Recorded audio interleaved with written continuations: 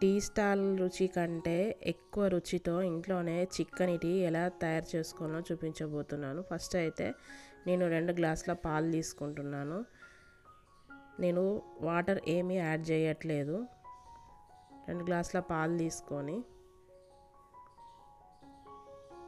చక్కెర గ్లాస్కు 1 table spoon చొప్పున వేసాను. తర్వాత చాపత్తా, టీ పౌడర్ కొంచెం మంచిది సెలెక్ట్ చేసుకోవాలి మార్కెట్ నుండి. టీ పౌడర్ మీద కూడా డిపెండ్ అవుతుంది టీ రుచి అనేది. తర్వాత కచ్చపచ్చగా దంచిన ఇలాచి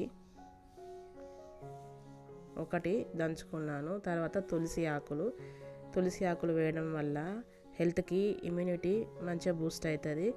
చాలా చాలా బాగుంటుంది. తర్వాత హై ఫ్లేమ్ మీద మంచిగా మరగనివ్వాలి టీ మంచిగా మరుగుతుండగా మరిగిన స్మెల్ వస్తే ఆఫ్ చేసేసి ఇలా వడబోసుకోవాలి.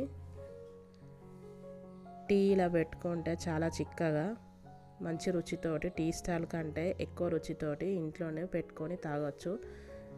చాలా చాలా బాగుంటుంది. చాలా చాలా మంచిగా ఉంటుంది. టీ స్టాల్ కంటే ఎక్కువ రుచిగా ఇంట్లోనే తయారు